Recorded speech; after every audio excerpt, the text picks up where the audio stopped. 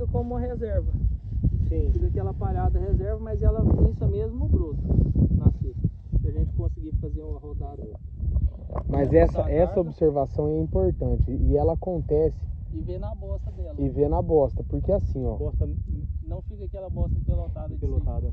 Quanto mais rápido a gente roda, o que acontece? Menos eu judio da planta, mais resíduo eu deixo. Porque, ó, se a gente pegar uma planta de braquiária, qualquer uma, ela vai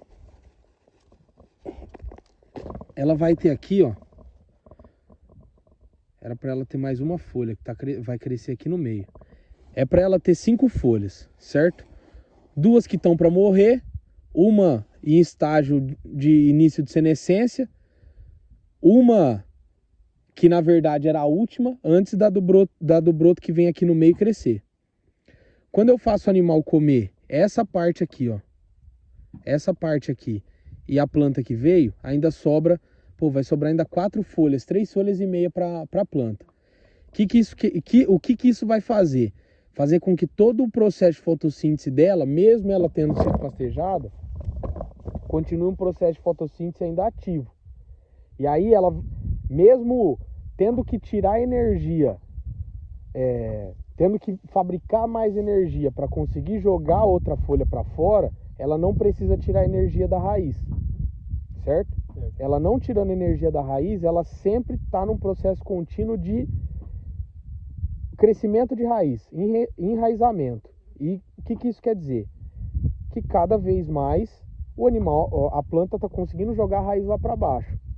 E aí a gente entra na parte de solo, né? O solo, Tomás, ele é dividido em duas camadas, a macroporosidade e a microporosidade. São 2 camadas. A macro, que é a primeira camada, é uma camada de 30 centímetros. É onde eu crio condição de fertilidade no solo. Ou eu crio condição para a fertilidade entrar no solo. Ela não fica... essa primeira camada não é a camada fértil. A camada fértil é a parte de baixo. Por quê? Se eu tenho um solo com bastante raiz, descompactado, o volume de chuva que o solo consegue absorver é maior, o volume de nutriente que o sistema consegue reciclar também é maior, e no final das contas, o solo ele armazena tudo na microporosidade, que é lá embaixo. Dependendo da qualidade do solo, se for um solo mais arenoso, a microporosidade é mais baixa. Se for um solo menos arenoso, a microporosidade é um pouco mais alta. Mas, no final das contas, tudo é armazenado lá no fundo. Água e nutriente.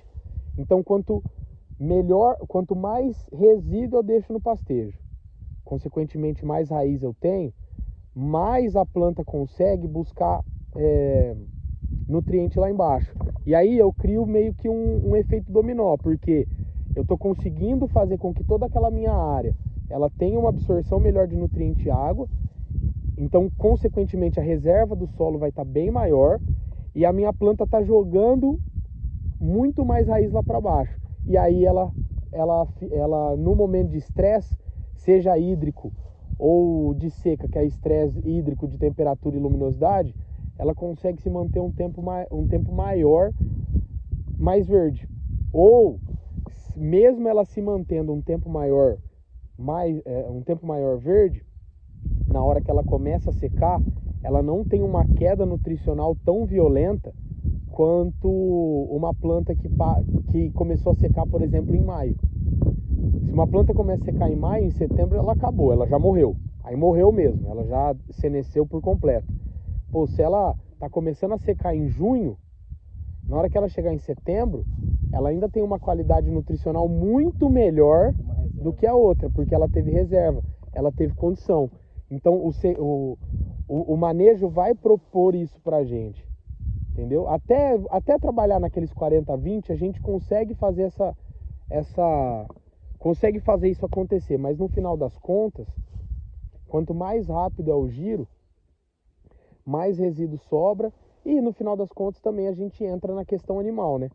Ao invés de estar comendo, quando a gente faz uma análise de braquiária, ela dá lá seus 9% de proteína, a gente está pegando uma análise da planta média.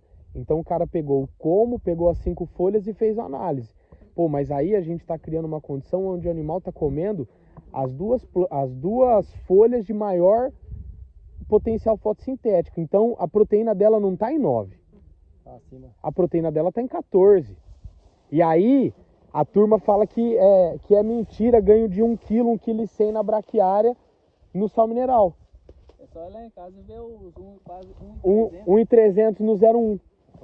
No início do ano a gente discutiu uma suplementação lá no GFTED 0,1, deu 1,400 no 0,1.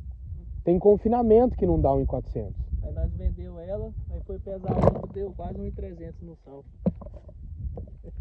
Mas aí você pode ter certeza, na Catiane tem muito desse resultado, porque ela já tem um estabelecimento de manejo muito mais violento. Mas é porque, você tá dando uma braquiária que tem quase, você tá fazendo o animal comer uma porção da braquiária que tem quase a mesma qualidade nutricional de um Tifton, por exemplo. Que ele vai pegar. Você tá trabalhando de 12 a 14% de proteína na dieta do animal. Não tem como ele ganhar pouco peso comendo assim. Não tem como ganhar pouco peso.